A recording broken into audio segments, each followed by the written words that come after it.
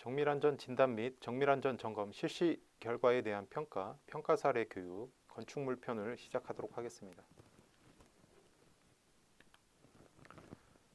점검 진단 평가 항목에 대해서 요약을 해보았는데요. 전체 9개의 항목입니다. 이 중에서 이제 화면에 보시는 부분에서 빨갛게 점으로 이렇게 마킹된 부분은 중요 평가 항목입니다. 그래서 이 평가 항목은 배점의 100분의 40 미만인 경우에는 과락이 발생될 수 있는 항목입니다. 그래서 전체 평가 점수가 만족한다 하더라도 이 부분에서 이제 과락이 발생되면 부실로 평가될 수 있기 때문에 보고서 검토 및 보고서 작성할 때는 이 점 유의해서 작성을 하시면 될 것 같고요. 또한 이 중에 이제 5번, 그리고 8번 그 주황색으로 작성된 항목 같은 경우에는 진단에 해당되는 항목이니까 이 점 참고하시면 될 것 같습니다. 그럼 첫 번째 항목부터 보도록 하겠습니다. 첫 번째 점검 진단 계획 수립 및 보고서 체계 적정성 항목이고요. 여기에서는 설계 도서 등 관련 서류 사전 검토, 과업 수행 계획서 작성, 보고서 작성 체계 등에 대해서 살펴보도록 하겠습니다. 좌측의 설계 도서 등 관련 서류 사전 검토 항목에서 주요 검토할 내용으로는 대상 시설물의 안전 점검 등의 실시 범위, 유지관리 자료 보유 현황, 과업의 범위 검토, 기본과업 재료시험 수량 산출 내역, 기타 법령, 지침 및 세부 지침과의 부합하게 보고서에 대해서 사전 검토가 이루어졌는지, 그리고 이 해당 보고서의 사전 검토 보고서가 수록이 되었는지 확인을 해보시면 될 것 같습니다. 다음 과업 수행 계획서 작성 부분인데요. 검토할 내용으로는 과업 목적 및 과업의 개요, 과업 수행 방법, 과업 수행 일정 및 조직, 안전관리 계획, 사전 검토 보고서 내용 등을 포함해서 과업 수행 계획서가 적정하게 작성이 되었는지 확인을 해보시면 될 것 같고요. 우측의 보고서 작성 체계 등 항목에서는 검토할 내용으로 정밀안전 점검 그리고 진단 보고서에 포함되어야 할 사항이 세부 지침에 이렇게 명시가 되어 있습니다. 그리고 또한 보고서 부록에 포함되어야 할 사항도 이렇게 세부 지침에 명시가 되어 있으니까 이런 부분 누락되는 거 없이 작성을 하면 보고서 작성 체계는 전반적으로 잘 작성되었다고 볼 수 있겠습니다. 두 번째, 자료조사 분석의 적정성 항목입니다. 설계 도서 및 시공 자료 등 조사, 보수 보강 및 유지관리 관련 자료조사, 그리고 기존 점검, 진단 보고서 검토 분석 등은 적정하게 되었는지 살펴보시면 될 것 같습니다. 설계 도서 및 시공 자료 등 조사 항목에서 검토할 내용으로는 설계 도서 및 시공 자료 검토 분석이 적정하게 되었는지, 그리고 기타 관련 자료 및 내진 설계 여부는 확인이 되었는지 검토를 하시면 될 것 같고요. 우측에 보시면 그 보수 보강 및 유지 관리 관련 자료 조사가 그 항목에서는 검토할 내용으로 보수 보강의 자료 조사 및 검토 분석이 적정하게 되었는지, 유지 관리 관련 자료 조사 또한 적정하게 검토돼서 수록이 되었는지 확인을 해보시면 될 것 같고요. 이러한 내용은 세부 지침에 이렇게 명시가 되어 있으니까 이런 부분 참고하셔서 보고서를 작성을 하시면 될 것 같습니다. 기존 점검 진단 보고서 검토 분석 등 항목에서 검토할 내용으로는 기존 정밀안전 점검 진단 실시 결과 검토 분석이 적정하게 되었는지, 그리고 이러한 내용을 바탕으로 중점 점검할 부분, 그리고 과업을 어떻게 진행할 건지 그런 부분에 대해서 작성한 거 여부를 확인해 보시면 될 것 같습니다. 그래서 보고서 부분 하나 예시를 보시면 이렇게 그 정밀안전 점검 시행 시기, 그리고 시행자, 그 해당 내용 요약 부분 이렇게 각각 수록하시고, 그때 당시 이제 등급은 어떻게 나왔는지 이렇게 작성해서 수록을 하시면 될 것 같습니다. 세 번째, 외관 조사 및 결과 분석의 적정성 항목입니다. 여기에서는 하중 상태 등 조사, 부재 변형 등 조사, 손상 결함 열화 등 조사 및 외관 조사망도 작성, 결함 손상 발생 원인 분석 등에 대해서 살펴보도록 하겠습니다. 하중 상태 등 조사 항목입니다.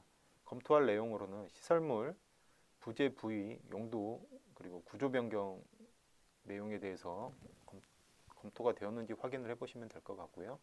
또한 작용 하중 등의 변화가 있었는지, 증축이나 추가 기계 설비 등이 생겼다, 반영이 됐다, 그러면 그 부분에 대해서도 보고서에 작성이 되어야 할 것으로 보입니다.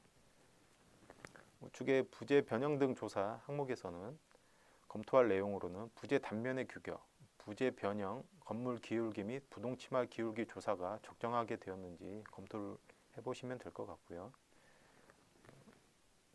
부재 단면의 규격 조사 같은 경우에는 표본층마다 이렇게 해당 부재, 2종 부재, 벽체, 슬래브 이렇게 나누어서 각각 만족하게 조사가 되었는지 확인을 해보시면 될 것 같고요. 기울기 조사 같은 경우에는 내면의 모서리 2개 방향으로 해서 8개소가 이제 측정이 되었는지, 그리고 기울기 방향은 작성이 되었는지, 평가 등급 이런 부분이 적정하게 작성이 되었는지 확인을 해보시면 됩니다. 그리고 부동치마 기울기 조사를 미실시할 경우에는 그 사유를 해당 보고서에 분명히 기재를 해주시면 될 것 같습니다. 앞에서 말씀드린 건물 기울기 조사의 적정 사례를 하나 보시면 내면의 모서리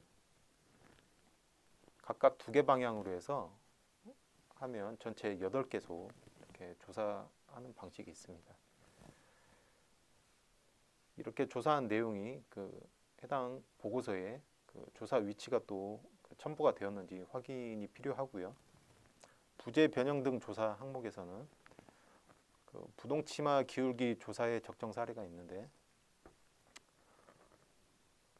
부동치마 기울기 조사는 최저층 바닥 또는 천장 슬래브에서 건물의 이제 장변 방향과 단변 방향으로 각각 2개소씩 이렇게 조사해서 조사 결과와 조사 위치가 보고서에 수록되었는지 확인하는 것이 필요할 것으로 보입니다. 손상, 결함, 열화 등 조사 및 외관 조사망도 작성 부분입니다. 검토할 내용으로는 손상, 결함, 열화 등 조사가 적정하게 되었는지 확인이 필요한데요. 표본층만 조사하는 게 아니고요. 대상 시설물의 과업의 범위에 대한 전반적인 상태를 조사를 하는 것이 필요합니다. 또한 해당 결함 부위에 대해서 외관 조사망도 작성해서 수록하는 것이 필요할 것으로 보입니다. 다음 결함 손상 발생 원인 분석 부분에서는 검토할 내용으로 주요 손상에 대한 발생 원인 분석, 기존 외관 조사 결과와 비교 분석이 되었는지 확인이 필요한데요. 세부 지침에는 주요한 결함 손상의 발생 원인 분석 이렇게 단순하게는 되어 있지만, 해당 보고서 작성하시는 분들은 발생 원인을 구체적으로 작성을 해서 보고서에 수록하는 게 필요하고요. 그에 따른 이제 관련 사진이나 그런 자료도 첨부를 하시면 좋을 것으로 보입니다. 네 번째 현장 비파괴 시험, 재료 시험 등 각종 시험 분석의 적정성 항목인데요. 여기에서는 조사 시험 항목 선정, 조사 시험 방법 및 수량, 조사 시험 결과 분석 평가에 대해서 살펴보도록 하겠습니다.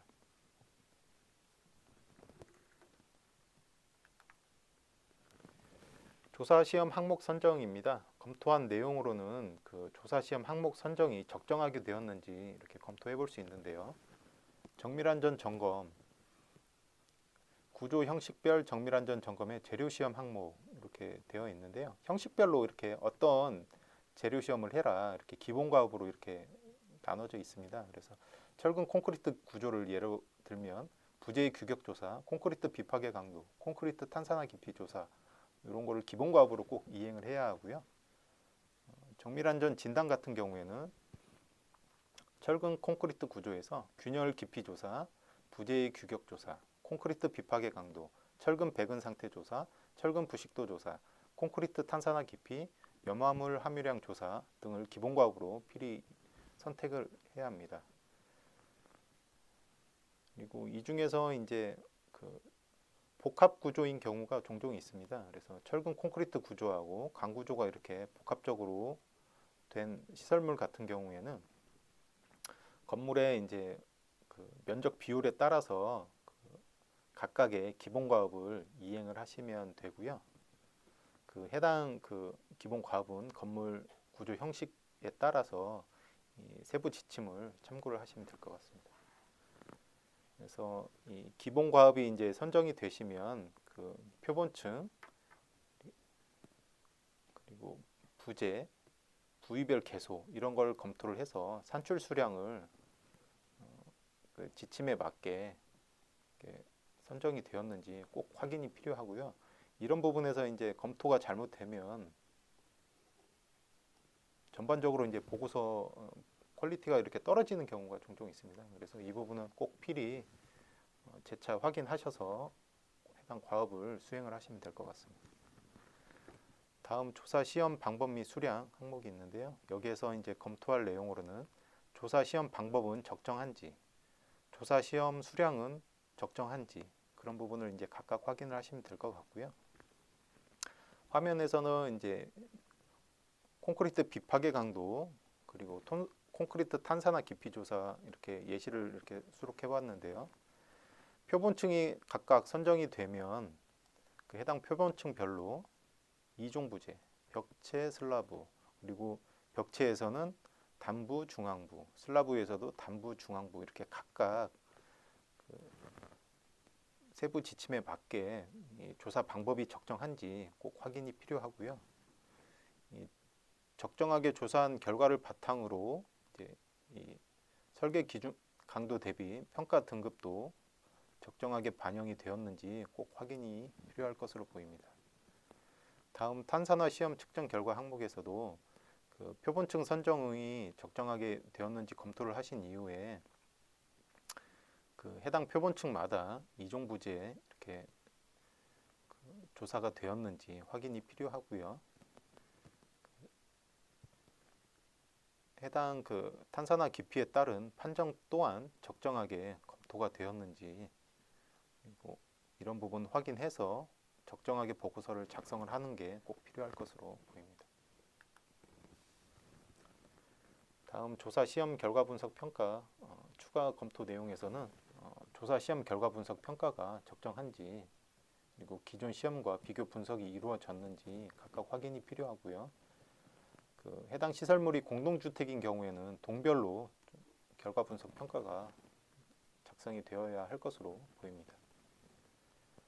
그래서 정밀안전 점검 보고서 부분에서 보시면 콘크리트 강도에서 타격 각도가 적정하게 반영이 되었는지, 재령 개수도 적정하게 반영이 되었는지, 탄산화 시험 결과 항목에서는 철근의 피복 두께가 그 측정된 철근의 해당 부위에 측정된 철근의 피복 두께를 반영을 해야 합니다. 그래서 그런 부분은 적정하게 반영이 되었는지 확인이 필요할 것으로 보이고요. 그 조사를 했으면 그에 따른 그 책임 기술자 의견도 이 보고서에 반드시 이렇게 작성이 되어야 할 것으로 보이고요. 그리고 우측에 보시면 조사 시험 결과 분석 평가 두 번째 항목에서 시험 결과의 해석 및 평가 부분 그 내용이 있는데요. 이건 세부 지침에 있는 내용입니다. 현장 재료 시험 및 실내 시험 결과는 그 분야에 경험이 있는 자에 의해서 해석이 되고요. 평가되어야 하며 이전에 같은 시험이 실시된 경우에는 시험 결과를 비교해서 차이점을 분석 평가하도록 되어 있습니다. 그래서 이 부분에 대해서 기존 정밀안전 점검 진단과의 비교 분석을 실시해서 검토 분석 평가한 내용이 꼭 수록이 되어야 한다는 점 유념하시면 될 것 같습니다. 다섯 번째 구조 해석, 안전성 검토 등의 적정성 항목입니다. 이 항목은 진단에 해당되는 항목이고요.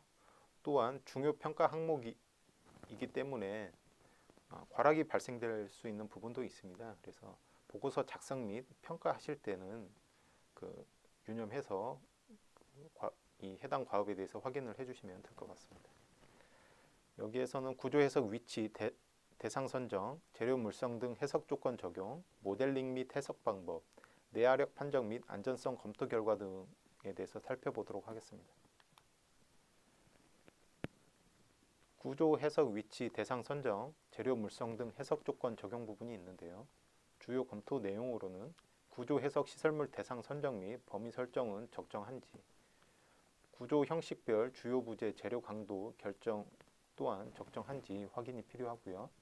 설계 당시 적용된 하중 조건에 대해서 기술을 했는지, 현재 상태의 하중을 적절히 산정하고 반영하였는지 그 부분이 필요하고요.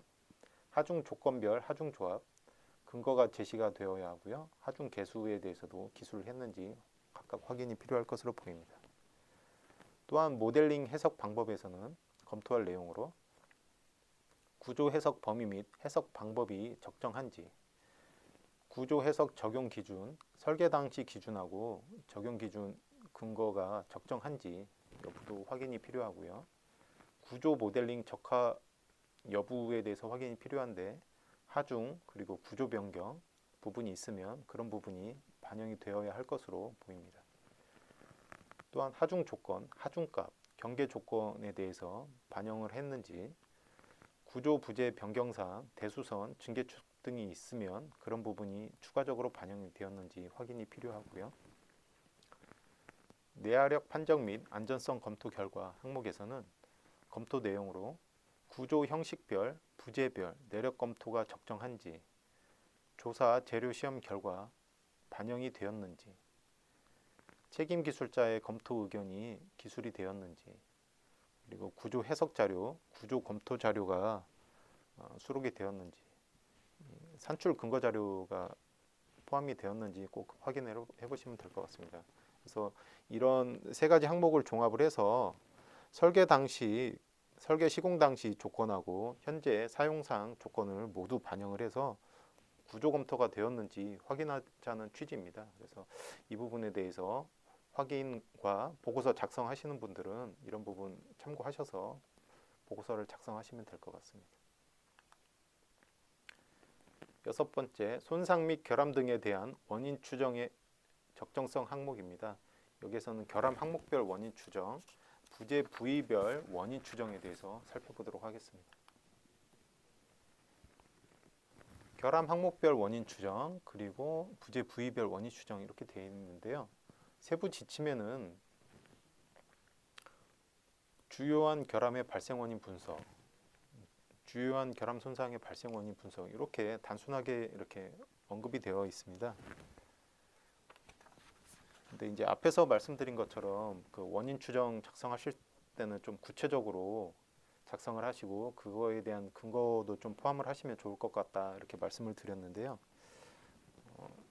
이 손상 결함별 원인 추정 같은 경우에는 균열, 누수 백태, 박리 박락, 철근 노출 이런 결함이 있으면 그런 결함 항목별로 구분해서 원인 추정을 작성을 하시면 될 것 같고요. 부재 부위별 결함 발생 원인 추정 같은 경우에는 최상층, 표준층, 지하층 내지는 구조체, 비구조체 이렇게 구분해서 원인 추정에 대해서 작성을 하시면 좀 그 구체적으로 원인 추정을 작성을 했다 그렇게 검토를 할 수 있을 것 같습니다. 일곱 번째 평가 결과의 적정성 항목입니다. 이 항목은 중요 평가 항목이므로 보고서 작성 및 평가하실 때 신중히 하시면 될 것 같습니다. 여기에서는 상태평가 결과, 안전성 평가 결과, 안전등급 지정에 대해서 살펴보도록 하겠습니다. 첫 번째 상태평가 결과 항목에서 검토할 내용으로는 적절한 현장 조사, 시험과 세부 지침의 기준에 의한 시설물 상태평가 실시가 되어 있는지 그 부분을 검토를 하시면 될 것 같고요. 외관 조사 및 재료 시험 결과와 상태평가 적용값이 일치한지 그 부분을 확인을 하시면 될 것 같습니다. 그래서 아래에 보시면 상태평가 결과 판정 절차 이렇게 되어 있는데요. 평가 단계는 이제 부재 단위 평가, 층 단위 평가, 전체 건축물 상태평가 이렇게 진행된다는 점 참고를 하시면 될 것 같고요. 다음으로 안전성 평가 결과입니다. 검토 내용으로는 조사 시험 및 상태평가 결과를 반영한 구조 응력 해석과 부재 단면의 내력 검토 결과에 따른 구조 안전성 평가가 적정이 되었는지 검토를 하시면 될 것 같고요. 구조 해석 결과와 안전성 평가 적용값이 일치한지 확인을 해보시면 될 것 같습니다.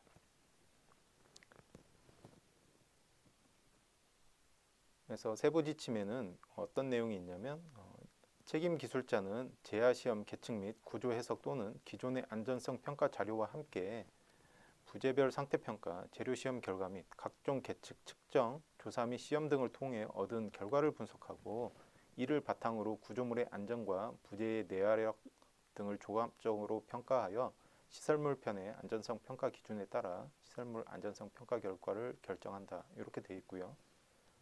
또한 보고서에는 평가에 사용된 해석 방법의 종류 및 해석 결과에 대한 설명과 계산 기록을 포함을 해야 합니다.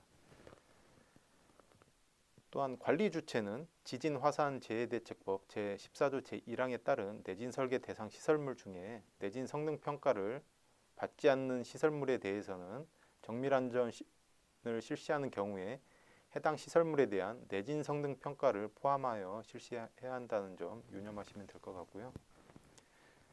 안전등급 지정 항목에서 검토할 내용으로는 상태평가, 안전성평가, 기울기 및 침하 결과를 고려한 안전등급 지정이 적정한지 그 부분을 확인을 해보시면 될 것 같고요.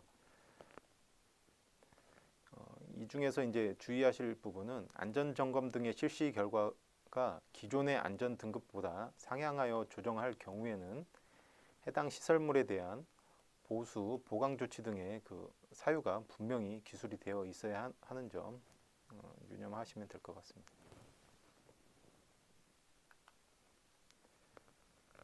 여덟 번째입니다. 보수, 보강 방법의 적정성 항목인데요.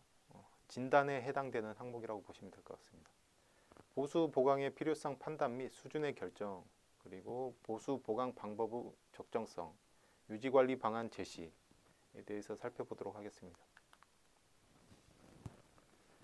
보수, 보강의 필요성 판단 및 수준의 결정 항목에서 검토할 내용으로는 보수, 보강의 필요성 판단 여부, 그리고 보수, 보강의 수준 결정 여부가 작성이 되었는지 확인을 해보시면 되는데요.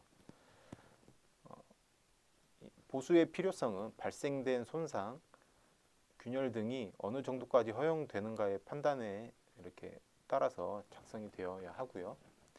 그 보수 보강의 수준은 위험도, 경제성 등을 고려해서 이렇게 결정을 한다. 그 부분을 참고를 하시면 되고요. 다음으로 보수 보강 방법의 적정성 항목에서 검토할 내용으로는 보수 보강 공법의 선정 부분이 있습니다. 그래서 구조물의 결함에 따른 보수 보강은 보수 재료와 공법 선정 시 공법의 적용성, 구조성, 안전성, 경제성 등을 검토를 해서 결정했는지 그런 부분이 작성이 되었는지 확인을 해보시면 될 것 같습니다. 또한 보수 보강 우선순위의 결정 부분에 대해서는 그 결함에 대한 그 우선순위를 결정을 해서 작성을 해야 하는 부분이 있는데요. 내용을 잠깐 보시면 보수보다는 보강을, 보조부재보다는 주부재를 우선해서 실시를 해라. 그리고 시설물 전체에서의 우선순위 결정은 각 부재가 갖는 중요도, 그리고 발생한 결함의 심각성 등을 종합 검토해서 결정했는지 그런 부분을 확인을 해보시면 될 것 같습니다. 우측의 유지관리 방안 제시 부분에서는 검토할 내용으로 제시된 유지관리 방안이 적정한지 이렇게 확인을 해보시면 될 것 같고요.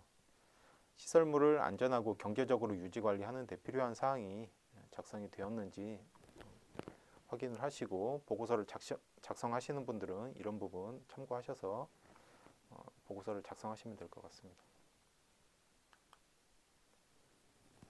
끝으로 종합 결론의 적정성 항목인데요. 여기에서는 이제 종합 결론 그리고 사용 제한 등 안전 및 유지 관리 필요 사항 조치 부분에 대해서 검토가 되었고 보고서가 작성되었는지 확인해 보도록 하겠습니다.